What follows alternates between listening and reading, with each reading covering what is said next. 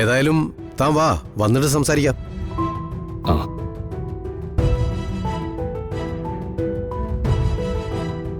ഇന്ന് എന്നെ അത്യാവശ്യമായിട്ട് കാണണമെന്നാ പറഞ്ഞത്. അയാൾക്ക് പണം കൊടുക്കാനുണ്ടോ? ഇല്ല, കഴിഞ്ഞ മാസം വരെ ക്ലിയറാ. ഇനിയിപ്പോ എന്താണെന്ന് അറിയില്ല. ചിലപ്പോ ഈ പറയുന്ന കഥകളൊക്കെ കേട്ടിട്ട് എന്താന്ന് വെച്ചാ പറയട്ടെ. ഇപ്പൊ എന്ത് കേട്ടാലും ഒരുപോലെ. മണ്ണ് ചതിക്കില്ല എന്നുള്ളൊരു വിശ്വാസമായിരുന്നു ഇതുവരെ. പക്ഷെ ചതിച്ചു, കുളിപ്പിച്ച് കിടത്തി. എടാ,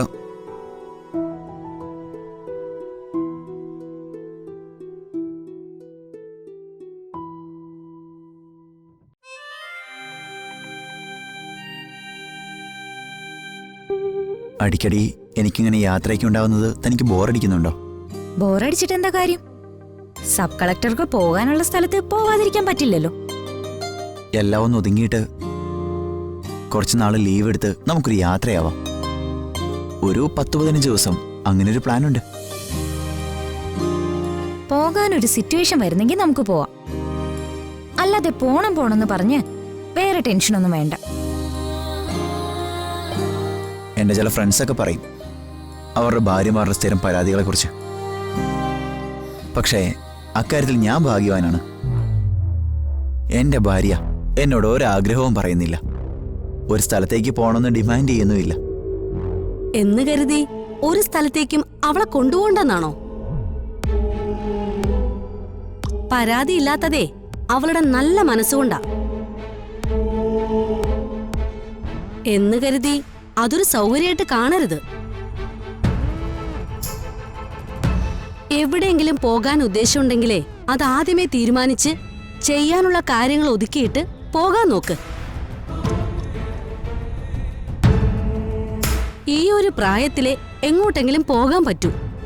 അത് കഴിയുമ്പോ ജീവിതത്തിലെ പ്രശ്നങ്ങളായി 100 ഓട്ടങ്ങളായി ഒന്നും നടക്കില്ല.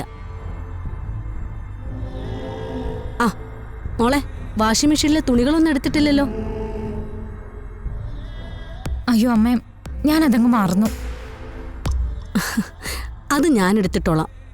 നിങ്ങളിരുന്ന് സംസാരിച്ചോ. അല്ലമ്മേ, ഞാൻ വരാം. വേണ്ട, എനിക്കെന്ത് ബുദ്ധിമുട്ട് അതെടുത്ത് വെയിലത്തിടാൻ.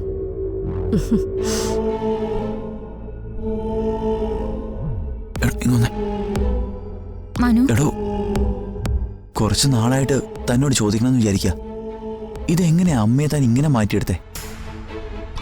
എന്തൊരു മാറ്റം അമ്മയ്ക്ക്. ഇങ്ങനെ തന്റെ പെറ്റമ്മോല് സ്നേഹിക്കുമെന്ന് എനിക്ക് തോന്നുന്നില്ല. ഇതെന്തായിരുന്നു ഇതിന്റെ സൂത്രം? ഈ സൂത്രം എന്റെ വകയൊന്നും അല്ല, എന്റെ പെറ്റമ്മയുടെ വകയാ. അമ്മ ഒരു ദിവസം ഇവിടെ വന്നിട്ടുണ്ടായിരുന്നു.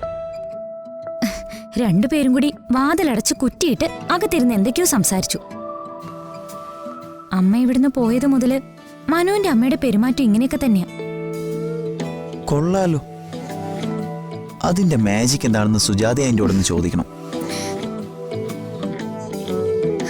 മാജിക് ഏകദേശം എനിക്ക് മനസ്സിലായിട്ടൊക്കെ ഉണ്ട്, പക്ഷെ ഞാൻ പറയത്തില്ല. ഏകദേശം ഒരു സൂചന എനിക്കും ഉണ്ട്. വിട്ട് കളഞ്ഞേക്ക്. എന്തായാലും അമ്മ നന്നായല്ലോ. ഞാൻ അമ്മയുടെ അടുത്തോട്ട് ചെല്ലട്ടെ.